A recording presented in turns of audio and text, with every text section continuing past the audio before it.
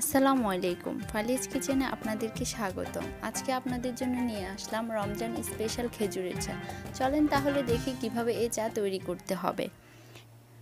এই চা তৈরি করার জন্য লাগবে পানি, খেজুর, স্লাইস করে রাখা আদা কুচি, আখরোট এবং মধু অথবা চিনি।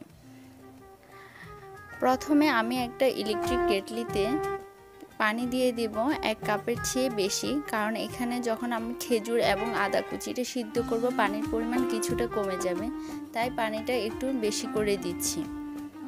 এরপর আমি এটাকে 10 মিনিট পর্যন্ত ফুটতে দিব, আর সাথে দিয়ে দিব খেজুর 3 থেকে 4টা আর স্লাইস করে রাখা আদাগুলো।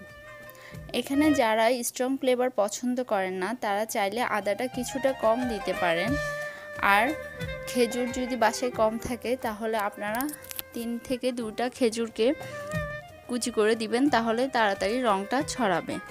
এরপর আমি পরিবেশনের জন্য কিছু আখরোটকে কুচি কুচি করে নেব। আর আখরোটে থাকা ওমেগা 3 ফ্যাট আমাদের ওয়েট কমানোর জন্য সাহায্য করে, আর তাছাড়া স্কিন সুন্দর রাখতে অনেক বেশি সাহায্য করে। এই খেজুরের চাটা মূলত মিডল ইস্টে খুব জনপ্রিয় একটি চা, কারণ মিডল ইস্টে খেজুরের বহুমুখী ব্যবহারের ফলে তারা খেজুরের তৈরি বিভিন্ন রকমের খাবারগুলো খায়, তার মধ্যে চাটা হচ্ছে অন্যতম। স্বয়ং আমাদের প্রিয় নবী সাল্লাল্লাহু আলাইহি সাল্লাম সরাসরি খেজুর খাওয়ার জন্য পরামর্শ দিয়েছেন। আর খেজুরের তো অনেক উপকারিতা, এটা আয়রনের অভাব পূরণ করতে সহায়তা করে, তাছাড়া ব্লাড প্রেশার ও স্ট্রোকের ঝুঁকি কমাতে অনেক বেশি সাহায্য করে। প্রেগন্যান্সি ও ডেলিভারিতেও খেজুর অনেক বেশি সহায়তা করে। আর আদাটা তো মূলত ক্ষুধা নিবারণ করতে সাহায্য করে। সাথে আমি কিছু খেজুরও কুচি করে নিচ্ছি, যেন আমি এটা পরিবেশনের সময় ইউজ করতে পারি। যখন এই চাটা খাবো যদি একটু খেজুর অথবা আখরোটের টুকরো মুখে পড়ে তাহলে এটা খেতে অনেক মজা লাগে। এই চাটার স্বাদটা দ্বিগুণ বাড়িয়ে দেয় এই আখরোট আর একটু খেজুরের টুকরো। আমাদের পানিটা সিদ্ধ হচ্ছে আর কিছুক্ষণ লাগবে, কারণ এটা পুরোপুরি আদার রসটা বাইর হওয়া পর্যন্ত পানিটা সিদ্ধ করা ভালো। যেন আমাদের চাটা প্রায় সিদ্ধ হয়ে আসছে, আর কিছুক্ষণের মধ্যে আমাদের চাটা পরিবেশনের জন্য রেডি হয়ে যাবে। এখন আমি চাটাকে পরিবেশন করব। আপনারা যারা চুলায় এই চাটা তৈরি করবেন তারা অবশ্যই ছাঁকনির সাহায্যে চাটাকে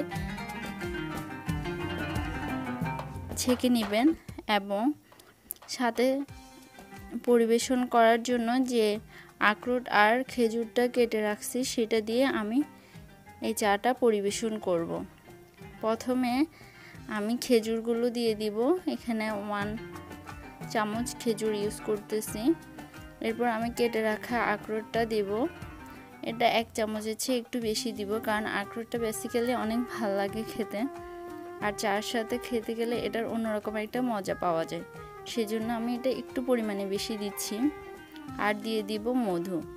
হার্টের এবং ডায়াবেটিক্স পেশেন্ট যারা মধু খেতে চান না বা চিনিটা কম খান তারা চাইলে মধুটা স্কিপ করতে পারেন, কারণ খেজুরে থাকা যে মিষ্টিটা চাটাকে এমনিতে মিষ্টি করে তোলে, সেজন্য চাইলে মধুটা বাদ দিতে পারেন। আর চিনি হচ্ছে যাদের বাসায় নাই তারা চাইলে চিনিটা ইউজ করতে পারেন।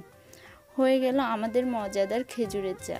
সারাদিন রোজা রাখার পর চাইলে আপনি রাতে 1 কাপ খেজুরের চা খেলে আপনার সারাদিনের রোজার ক্লান্তিটা দূর করে দিবে। ধন্যবাদ আমাদের সাথে থাকার জন্য। আসসালামু আলাইকুম।